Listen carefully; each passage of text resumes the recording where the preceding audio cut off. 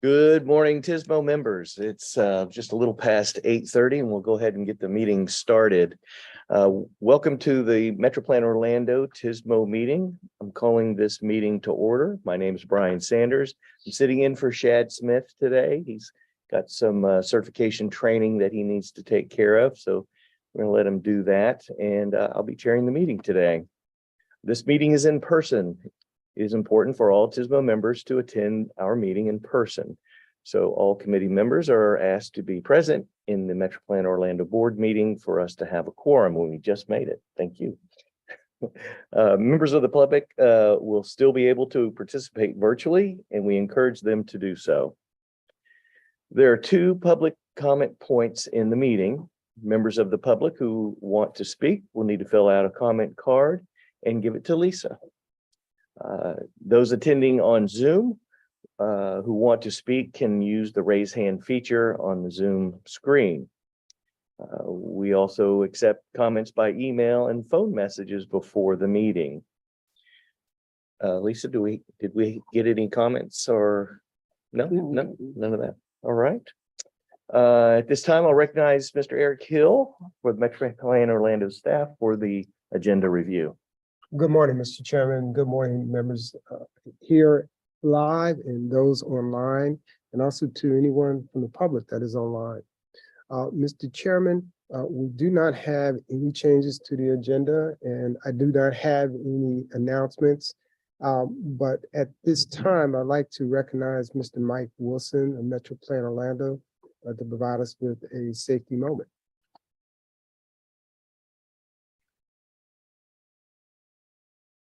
Okay, we have a slide. Very good. Very good. All right. Well, good morning, everyone, and thank you, Eric.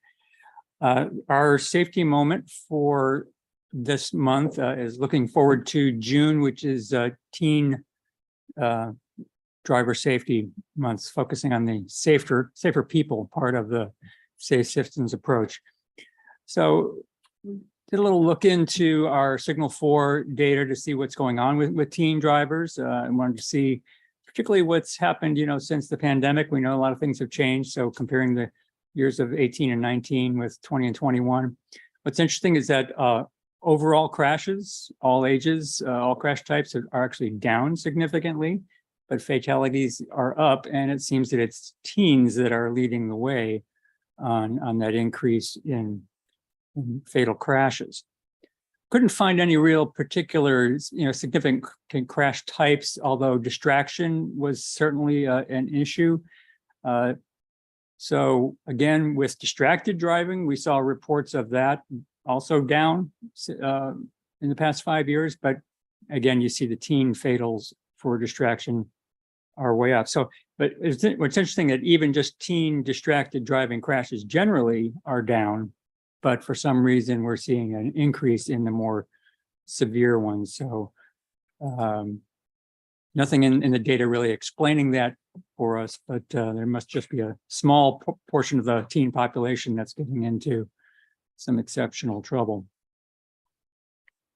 One key thing that's been discovered over the years, and this comes from the Florida Teen Driving Safety Coalition, is that when teens have one or more passengers in the car, particularly when there are other teens, their crash risk goes way up.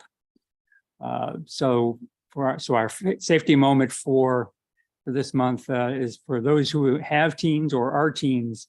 Let's talk about limiting distractions in the car, monitoring the kids to see if they have passengers, and how many passengers, and maybe we can rearrange things, and then just generally talking about consequences for distracted driving. And then another key thing is that 2/3 of teen fatal driving crashes are happening at night. And not surprisingly, but higher than other age groups. I should note that in this data,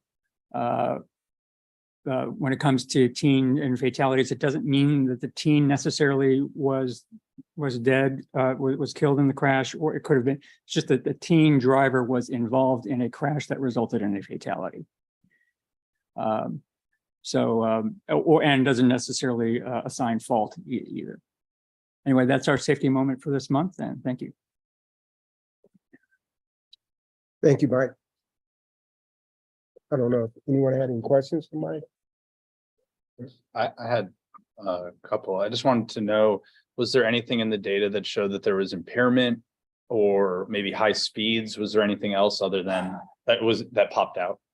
Not any increase in those characteristics. I didn't really compare them to other age groups generally, but yeah, we're not seeing that as a factor in the increase.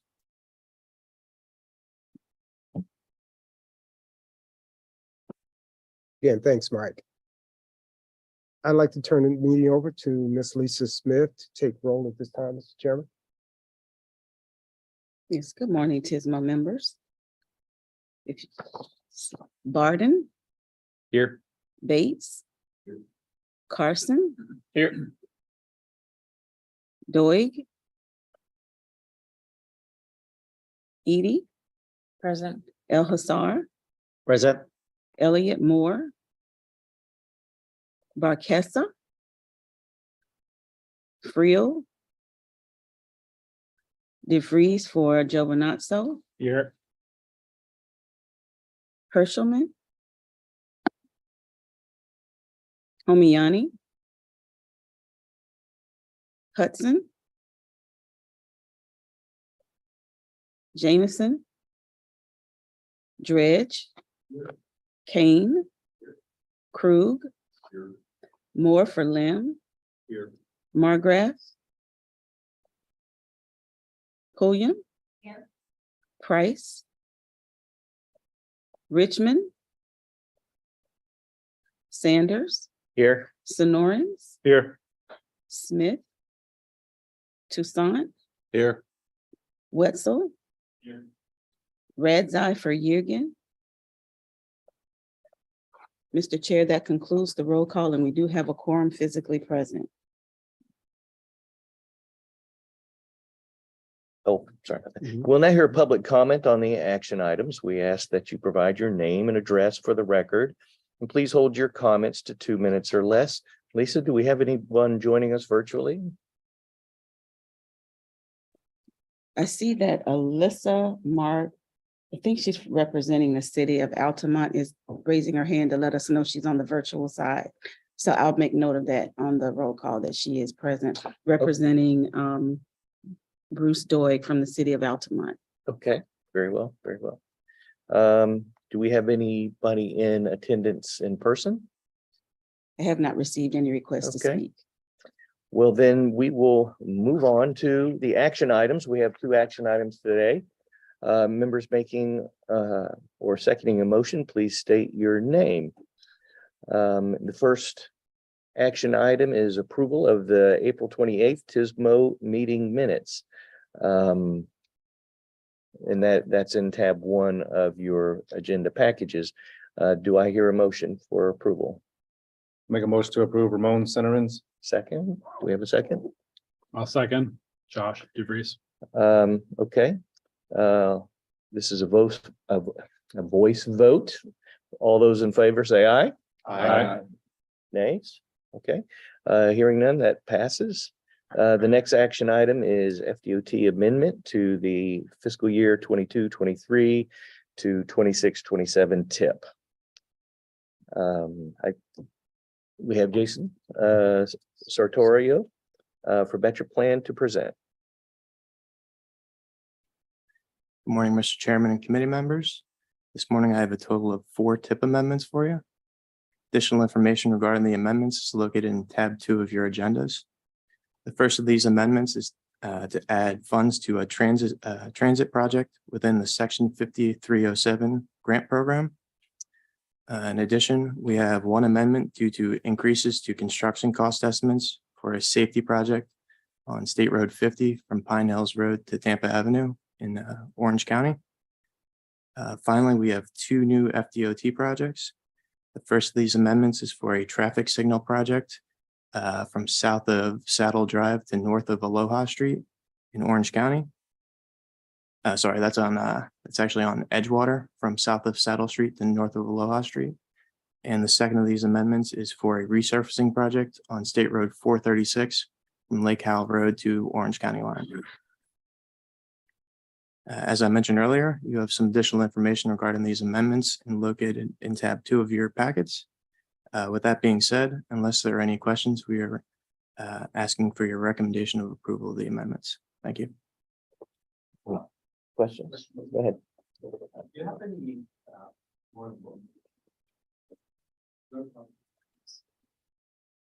you have any more details on the third project, which is on Edgewater Drive? Aloha and Settle. I haven't seen any signal warrant analysis or justification for that. I do not have any additional information. Does FDOT have anything they want to add? Okay, we can get some information for you from FDOT. Okay, thank you. Any other questions? Yes, no? Yeah. Looks like we're good to go. Do I have a motion for approval?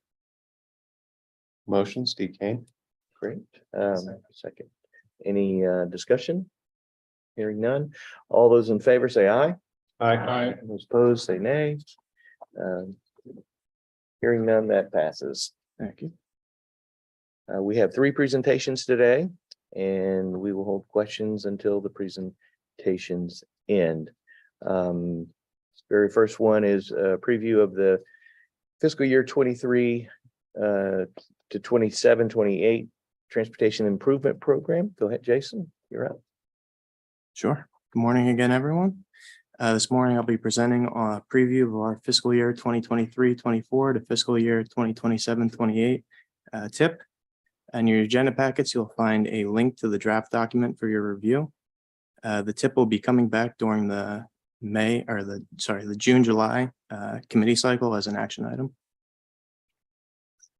A little bit of a background on the TIP. The purpose of the TIP is to identify federal and state funded transportation projects for the next 5 years. It includes locally funded projects and Central Florida Expressway projects for informational purposes and to show a greater view of transportation spending throughout the region. It's updated on an annual basis, and the 5th year of funding is consistent with the adopted prioritized project list, which was adopted in July of 2022. We have 11 sections in the TIP. They're listed on the screen. They're interstate highway projects, state highway projects, toll road projects, TSMO projects, maintenance and fixed capital outlay projects, bike bed projects, locally funded projects, aviation projects, transit and transportation disadvantage projects, commuter rail, and planning projects. And overall, in those 11 sections, we have 427 projects. Over the course of the presentation, I'm going to highlight just a few of these projects. As you might have noticed, if you took a look prior to the meeting, we did refresh the TIP going into this year. To start off with, we have the new MetroPlan Orlando branding, which was just recently rolled out this spring.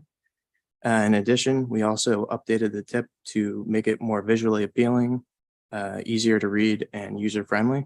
And on the screen, I have kind of an example of what the tables look like for each individual project now.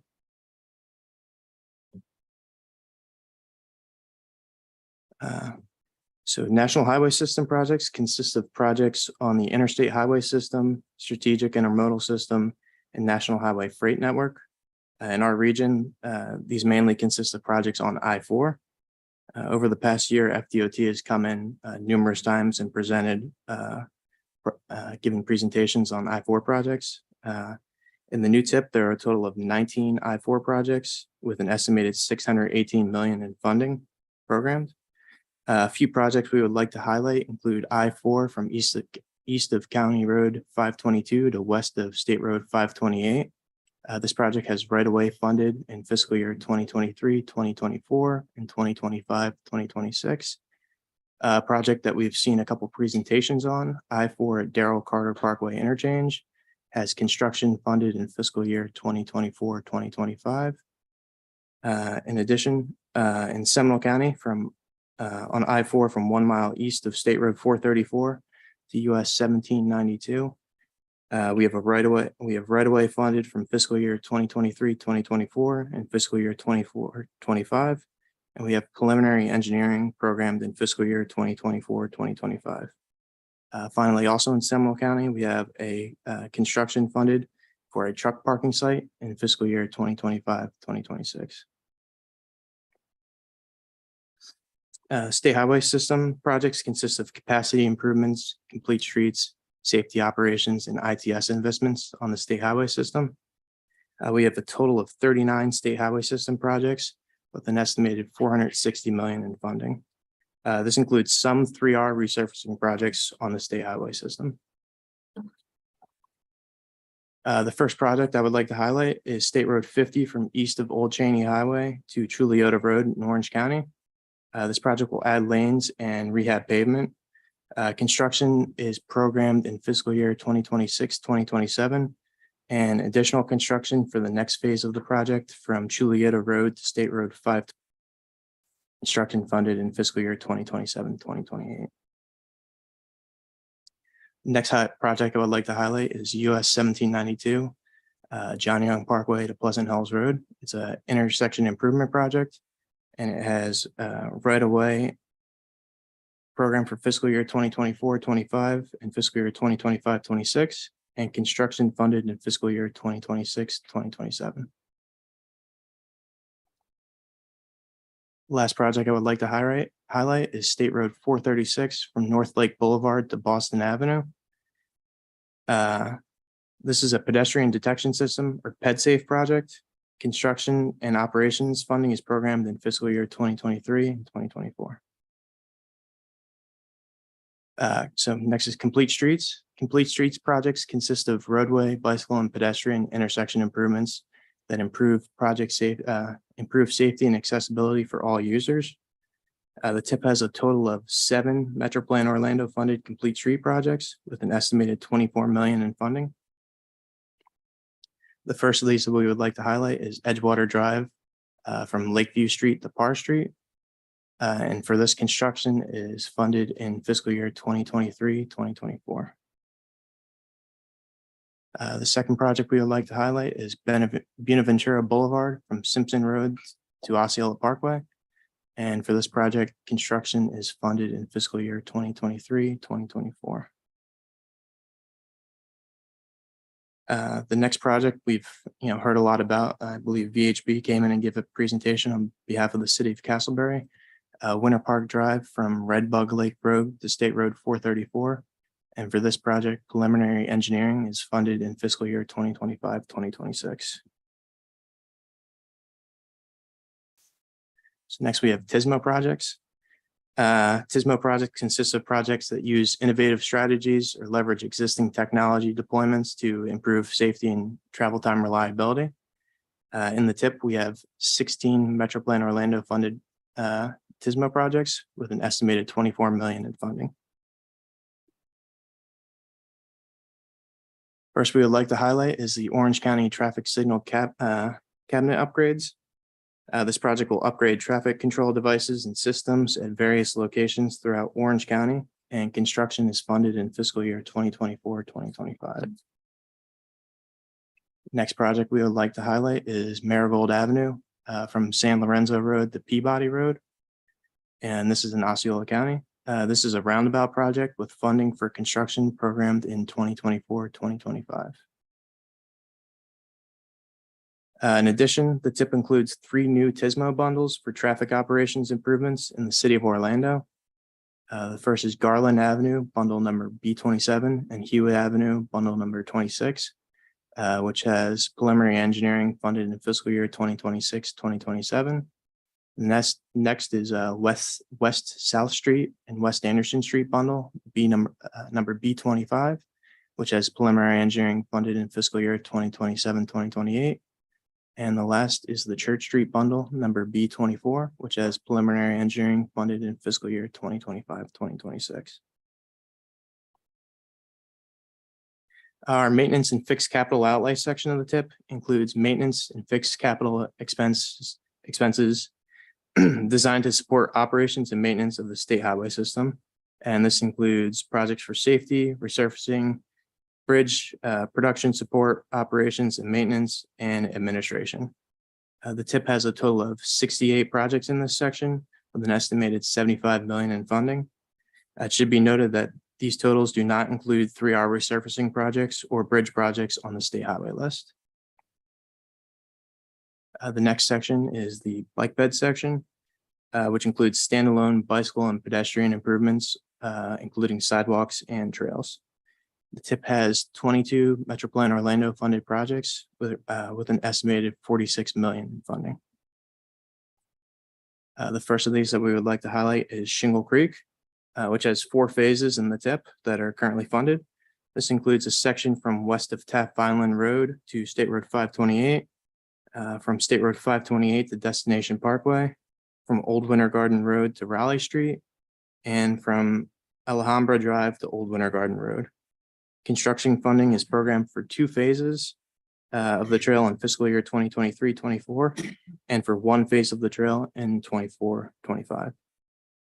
Phase 4 of the trail has preliminary engineering funded in fiscal year 2025-2026, and construction funded in fiscal year 2027-2028. The next project we want to highlight is St. Cloud Sidewalks. These sidewalk improvements are to take place on Delaware Avenue, Vermont Avenue, and Columbia Avenue, and it has construction funded in fiscal year 2023-2024. And the last project we want to highlight is the Lake Monroe Loop Trail from Mellonville Avenue to State Road 415. This is a bike bed trail that will run from Mellonville Avenue to State Road 415 in Seminole County, and construction funding is programmed in fiscal year 2023-2024. Safe routes to school include sidewalk projects within close proximity to a school. In the TIP, we have a total of 4 projects with an estimated 1.2 million in funding. The next section is transit and commuter rail. These are 2 separate sections in the TIP. The transit and transportation disadvantage section of the TIP includes operations and capital funding for links. The TIP includes an estimated 523 million in funding. The commuter rail section of the TIP includes Sunrail projects, and we have an estimated 119 million in funding. As you can see, we have a lot of transportation projects going on in the region over the next 5 years, not counting the local area projects of the TIP. We have a total of 312 projects with an estimated 4.1 billion in funding programs. And the pie chart on the screen breaks down the funding based on categories, sections of the TIP. Some next steps over the next few weeks. There are several steps that we're going to be taking. The first is to have a draft reviewed by FDOT and the agency partners. Next, we need to add in the Central Florida Expressway 5-year work plan. And finally, we'll be conducting an internal review of the document to make sure everything looks correct and is in order.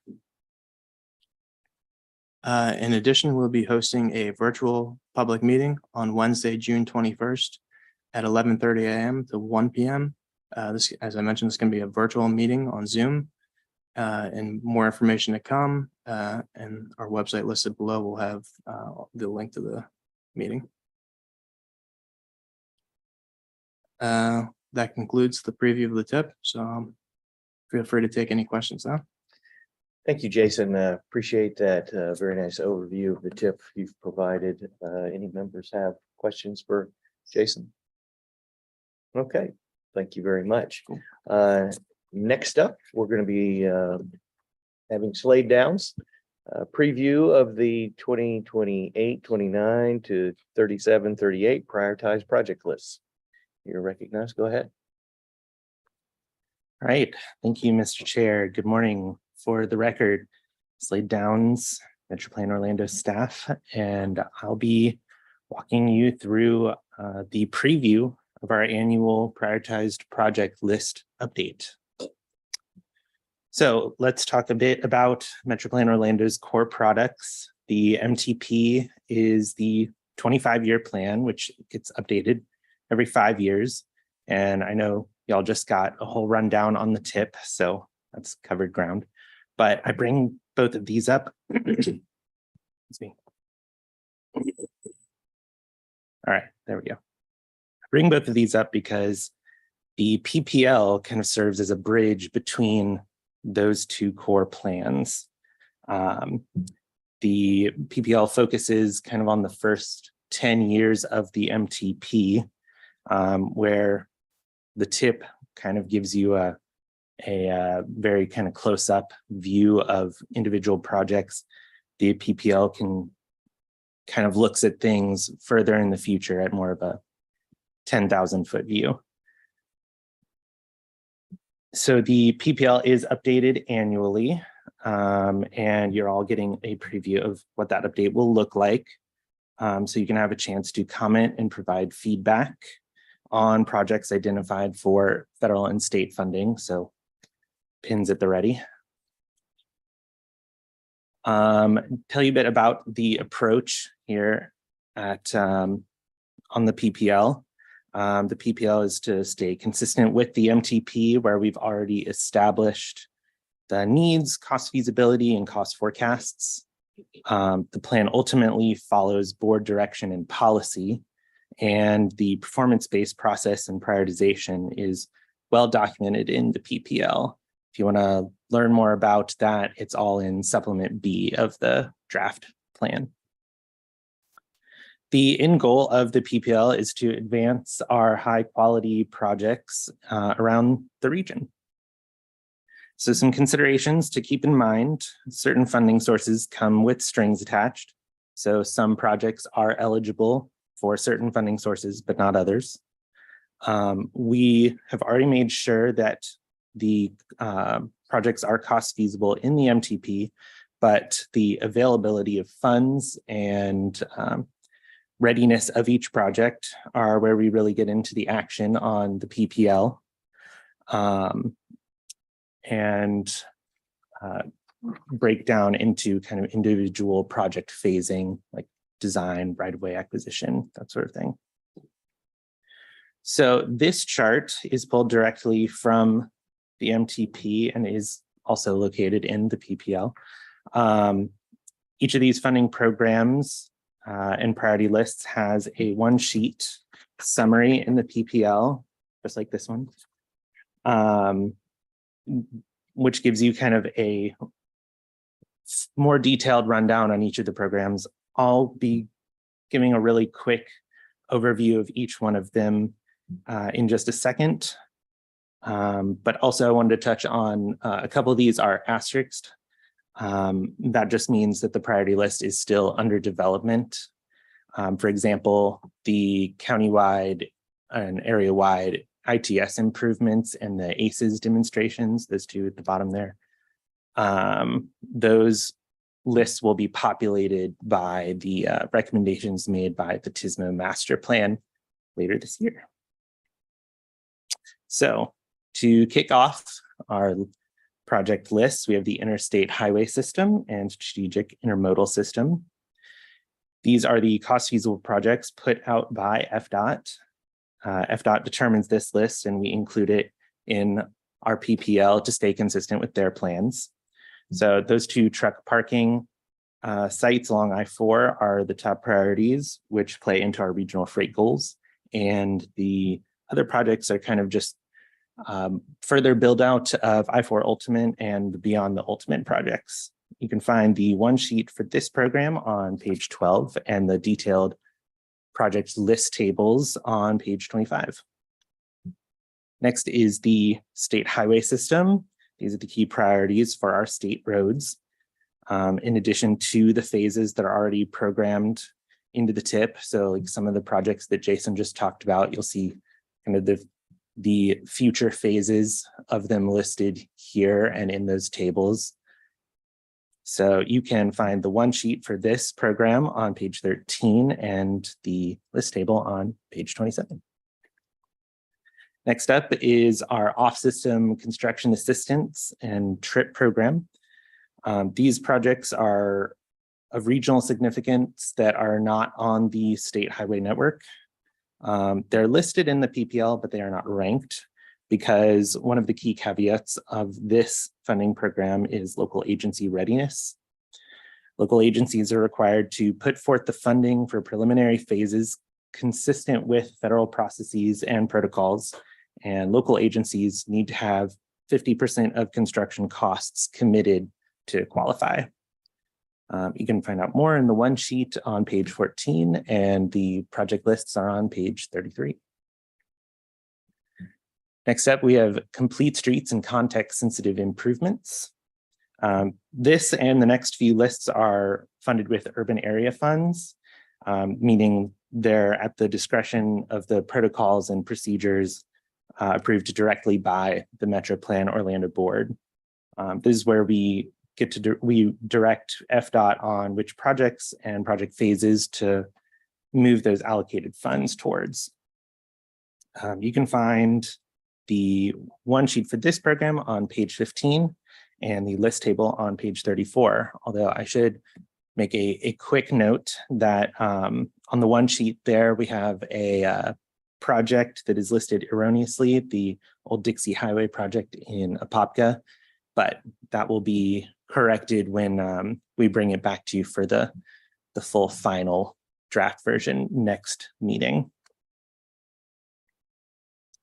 Right. Next, we have TSMO corridors and intersections. Some of these projects are organized into bundles and their relevant phasing. I know a couple of these, like the Church Street bundle, the Garland Avenue and Huey Avenue bundles.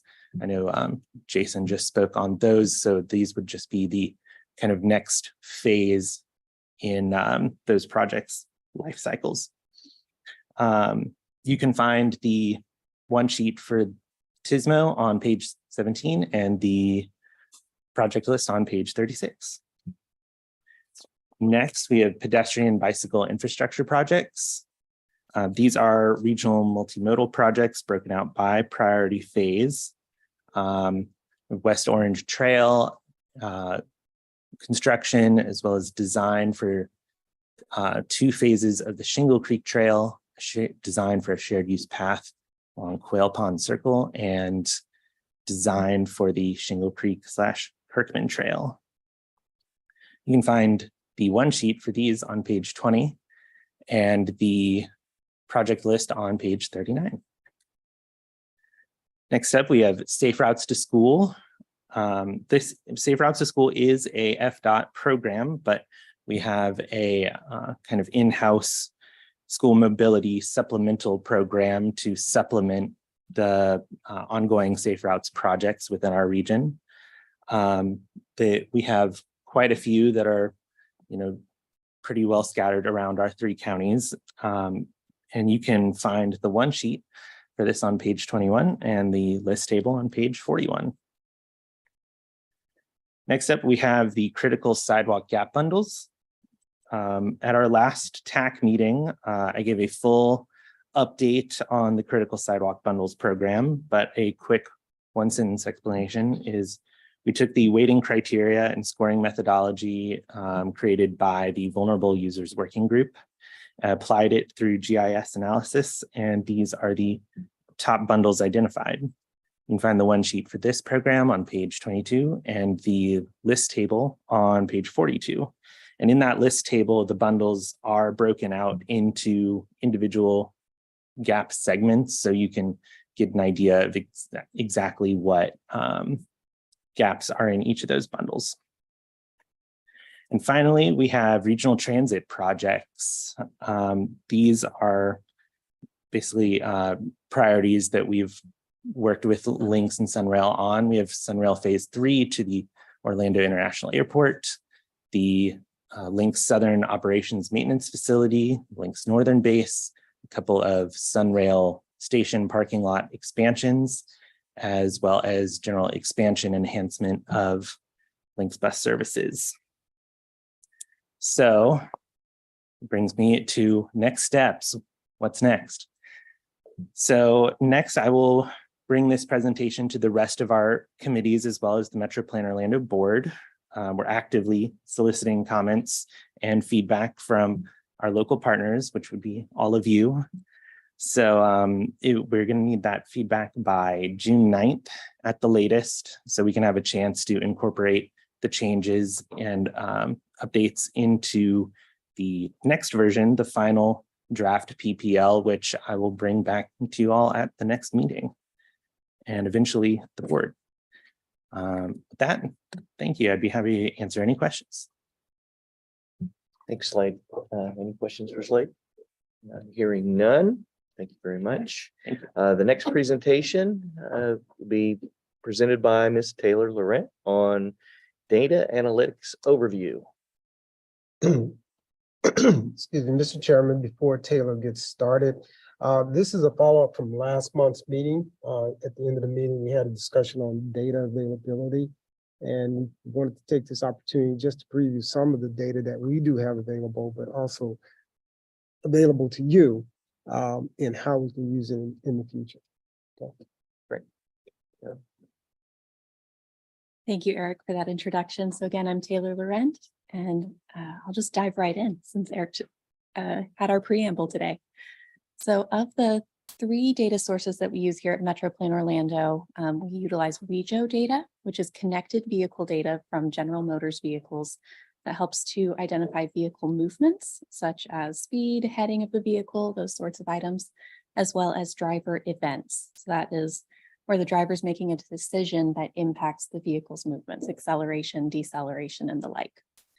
We also utilize streetlight data, which I usually refer to as either streetlight data or streetlight analytics. I use those interchangeably. And that's based on location-based service data, which is cell phone data, as well as connected vehicle data.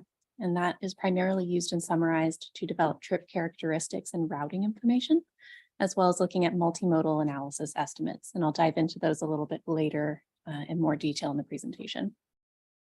The third company that we work with is Urban SDK, and we really use them only as a data visualization platform for our Tracking the Trends program. So we take our own data and information, upload it to that platform, and then visualize it there. For these 3 different companies, we have applied them in a variety of different applications here at MetroPlan Orlando, from origin destination studies all the way to grant support.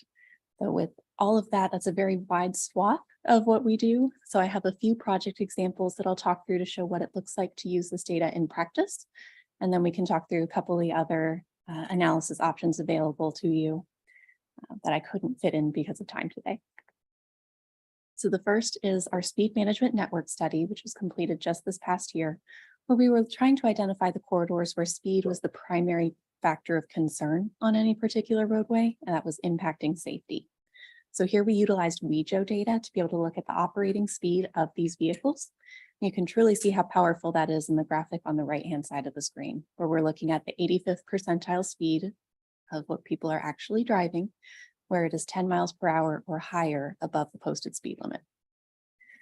So in this study, we took that operating speed estimate, compared it directly against the posted speed, as well as the preliminary context classification speed range, that design speed range for each particular corridor, and then also utilized a companion safety analysis and crash analysis to then develop recommended preliminary target speeds for each of the primary corridors of concern throughout all 3 of our counties.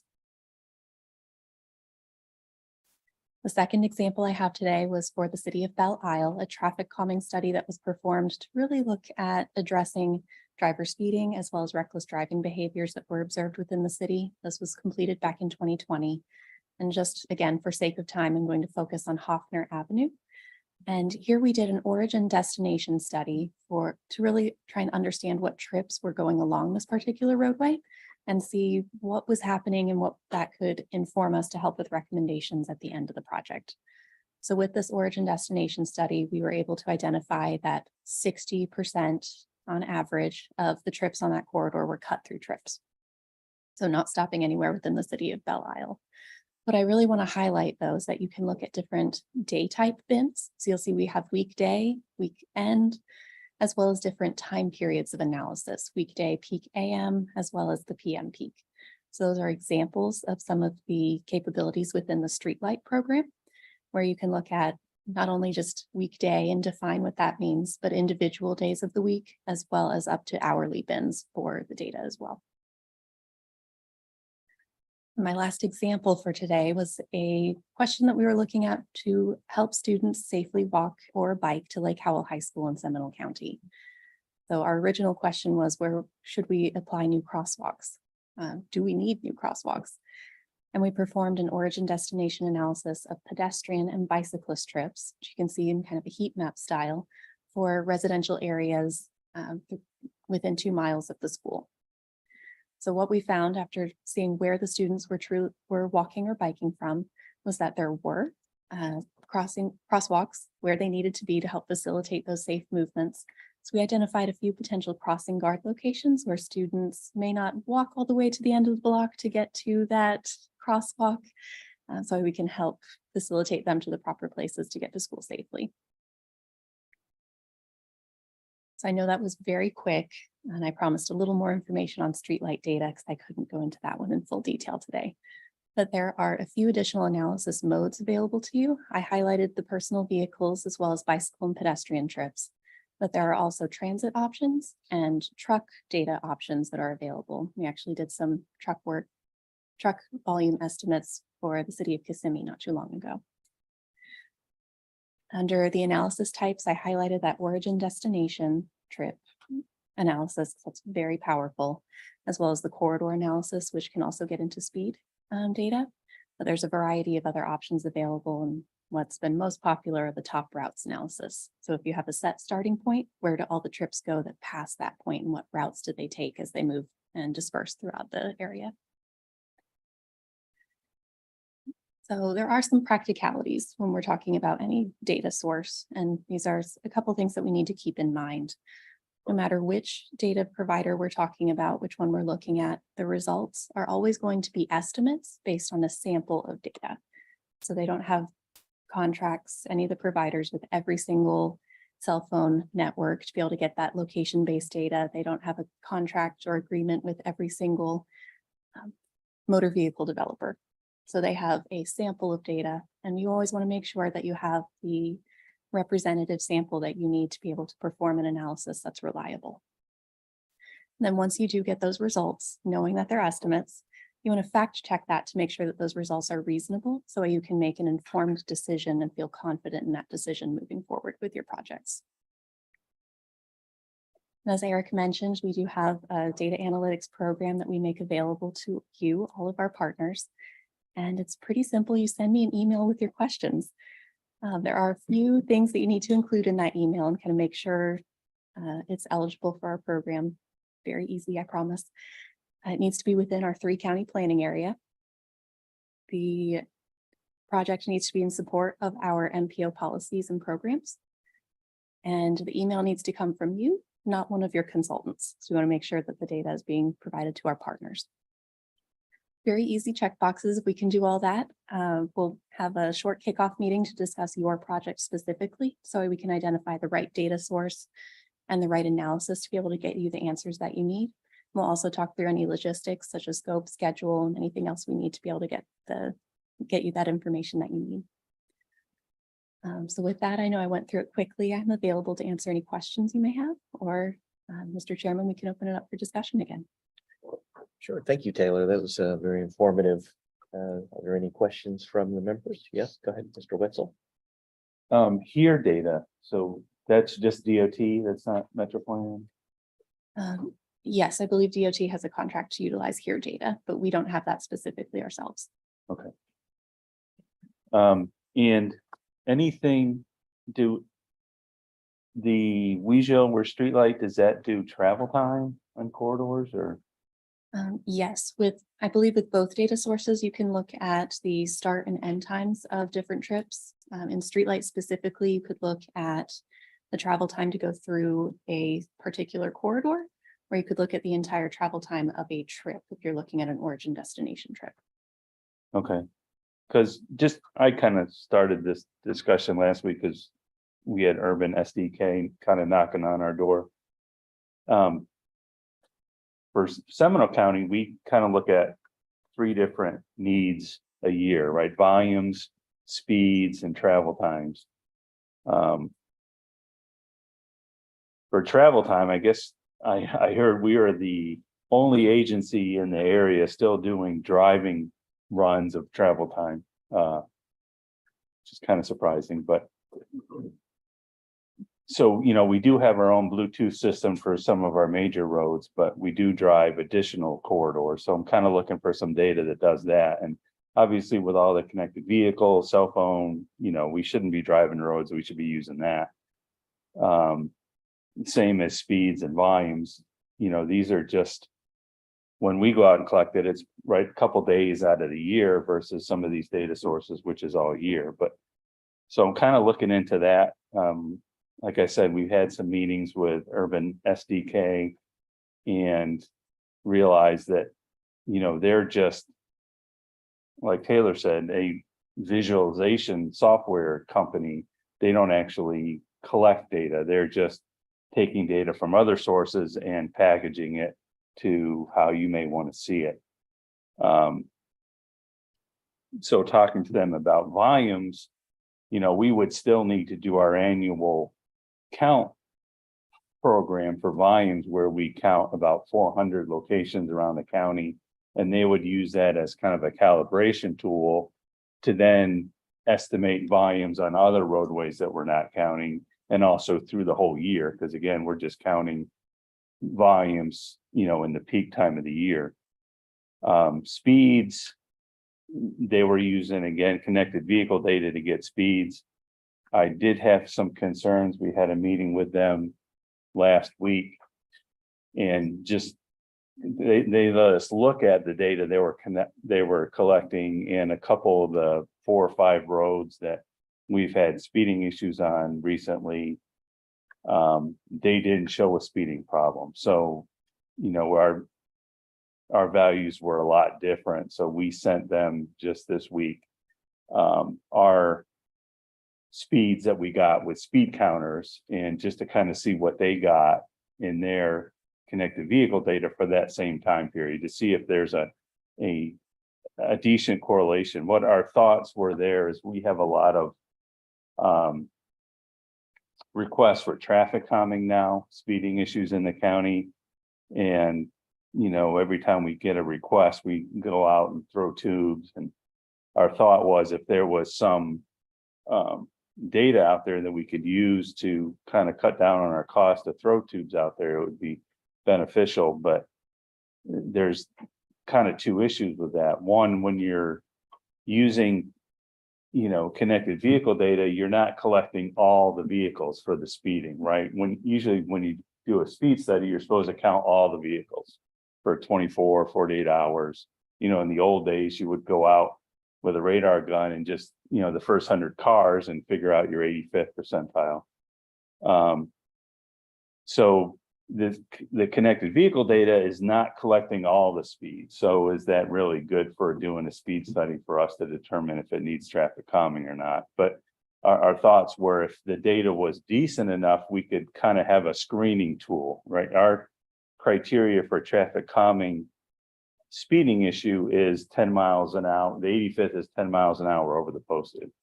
So if we had this platform that we could pull up a road and, if it was consistently showing only 2 or 3 miles an hour over the posted, there's probably not a problem there. But if it was close to 10, then maybe there is an issue, and we go send out tubes to get a more accurate count. So that was our theory there. So maybe if we had some platform that would cut down on some of our tubes, and we only need to do it when it's close. And then again, like I said, the travel time. So those are some of our needs, and we're waiting to hear back from Urban SDK about how their speeds line up with the actual speed counts that we did, and see how accurate it is. But it's really kind of cheap. It was 32,000, I think, for the whole county, and the cities could share that data as well, because it's all kind of roads in the county and city. So the cost isn't a big deal, but I was just trying to see, started this discussion, trying to see what else was out there from Metroplan, from DOT. But that's what I've learned, and still researching. Sorry for that long-winded explanation. The data is just as accurate as the sample size. So if the sample size is less than 10%, it's not going to be very accurate for operational purposes, probably for planning purposes. It's good enough. But as we expand the penetration rate for connected vehicles, it might be more useful in the future.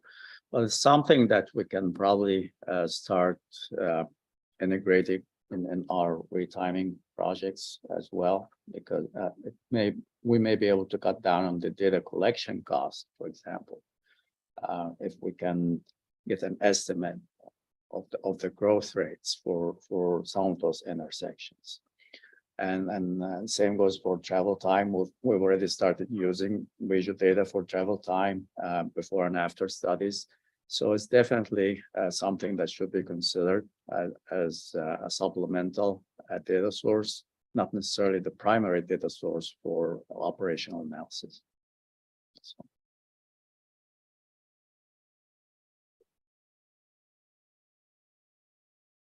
Thank you. Appreciate the discussion. That was very, very entertaining. There are a number of general items in tab 3 of your agenda. I'm not going to go through all of those for you. And at this point, are there any final comments from the members? Seeing none. Now we move to public comments. Lisa, do we have any members that wish to speak either virtually or in public? We have not received any. Okay, well, then seeing that there's no further business, we stand adjourned. All right.